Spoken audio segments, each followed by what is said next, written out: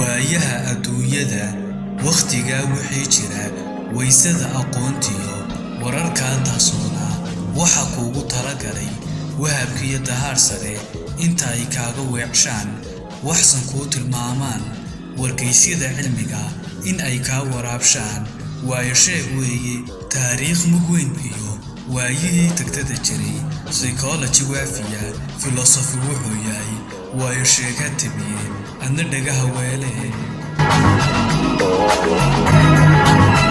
Assalaamu calaykum waraxmatullaahi wabarakaatuh. kulanti wacan oo wanaagsan idil ahaantiinba. muuqaalkeennan waxa aynu kaga hadli doonaa dhakhtar Jarmal ah oo ku islaamay daraasaad uu ku sameeyey suuradda Al-Kahfi. mid ka mid ah dhaqaatiirta waaweyn ee Jarmalka ayaa yiri maalin maalmaha ka mid ah aniga oo safar ku jira ayaa waxaa si kedis ah garoonka diyaaradda igula kulmay wiil dhalinyaro ah. waxa uu i siiyey nuqul qur'aanka kariimka ah oo turjuman. inta aan u mahad celiyey ayaan jeebka ku ritay aniga oo qorshaystay in aan isaga tuuro qashin qubka. kadib marka uu wiilku iga libdho si uusan uga murgin hadiyadda uu i siiyey haddii aan iska tuuro isaga oo arkaya jeebkayga ayaan ku hilmaamay. diyaaraddii aan raaci lahaa ayaa soo caga dhigatay. waa koray waana ay kacday. safarka oo aad u dheeraa daalka iyo caajiska i hayay awgood ayaan xusuustay in jeebkayga uu ku jiro kitaabka qur'aanka ee hadiyada wiilku ii siiyey. waa soo bixiyey kadibna xaashiyihii ayaan rogrogay. suuradda la yiraahdo Al-Kahfi ayaa indhahaygu qabteen. waa akhriyey balse waxa ay istaajiyey oo aad ii soo jiitay labada aayadood 17 iyo 18 oo kale. وتحسبهم أيقاظا وهم رقود ونقلبهم ذات اليمين وذات الشمال وكلبهم باسط ذراعيه بالوصيد لو اطلعت عليهم لوليت منهم فرارا ولملئت منهم رعبا. waan gartay sababta hadba dhinac loogu gedinayay iyaga oo hurdaya oo waa in dhulku ama ciidu cunayso haddii ay hal dhinac u jiifaan.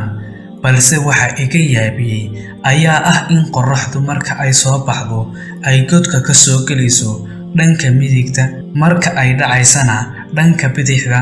taas oo macnaheedu yahay in maalin walba fallaaraha qorraxdu ay soo galaan godka balse aanay si toos ah ugu dhicin jirka dhalinyarada hurdaysa. taasna cilmiga caafimaadku si fiican ayaa loogu yaqaan si aanay balastar oo sababa dhaawac gubasho ah kuna dhasha sariiraha yaal guryaha aan hawada iyo qorraxda helin aanay u dhalin. waa in qolku hawo iyo qorrax fiican helo iyada oo aan si toos ah ugu dhacayn jirka qofka. waana taas sababta hadba dhinac loogu rogayay si aan jirku u baaliyoobin aan ciidu u cunin ama aanay u bixin dheecaanada gudaha iyo dibadda. balse waxaan aadka ugu fakaray oo aad iiga yaabiyey ayuu yidhi dhakhtarkii waa in aan aygii ay wateen aan sidooda oo kale hadba dhan loo rogin ama loo gedinayn balse labadiisa dhudhun ayuu ku fidsaday barxadda godka. sidaas ayuuna u yidhi muddo 309 sano ah. jirkiisu ciidu ma cunin dheecaanadii kama aanay bixin mana baaliyoobin. waana taas midda igu qabatay in aan daraasaad iyo baaritaan ku sameeyo habka iyo samayska jirka eeyaha in uu u shaqeeyo physiology of dogs. daraasaad kadib waxa aan la anfariiray waa in xayawaanka aygu uu keligii leeyahay ama uu la gaar yahay xubin ama qayb jirka hoose ka mid ah oo soo saarta dheecaan ama maado ka ilaalisa jirka aygu in uu baaliyoobo ama dhulka cuno ama ay dheecaanadu daataan inta uu aygu nool yahay xitaa haddii uu hurdo muddo dheer iyada oo aan la rogrogin.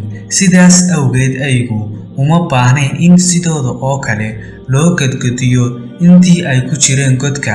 dhakhtarkii waxa uu qaatay islaamka kadib markii ay u soo baxday tijaabo cilmi ah oo ku qancisay in uu islaamo. qof ahaantii waan ogaa in dhalinyarada loo gadgadinayay si aan dhulku u cunin, balse isma weydiin sababta aan ayga sidooda oo kale loo rogrogin. halka dhakhtarkani uu markii ugu horreysay isweydiiyey waxa uusan aqoon ee qur'aanku u sheegayo, raadiyey, soona helay natiijo ku qancisay in uu isbedelo. sababta waxa aan u fahmay in ay tahay kala duwanaanshaha noo dhexeeya ee dhanka dhaqanka iyo habka waxbarashada.